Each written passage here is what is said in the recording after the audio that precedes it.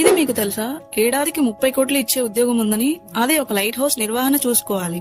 సంవత్సరానికి 30 కోట్లు ఇస్తారు. మీపై పత్తనం చలాయించే వాళ్ళు కూడా ఉండరు.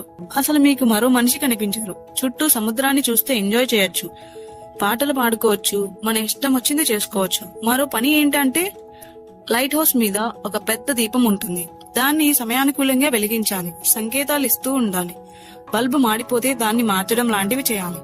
అంతేనా అనుకుంటున్నారా? దీనికే 30 కోట్లు ఇస్తున్నారా అంటే అది నిజం. ఈ లైట్ హౌస్ నిర్వహణ చూసుకోవడం అంత కష్టమేమి కాదు, కానీ ఆ ప్రదేశం చాలా భయంకరంగా ఉంటుంది. తుఫాను హెచ్చరికలు వినిపిస్తూ ఉంటాయి.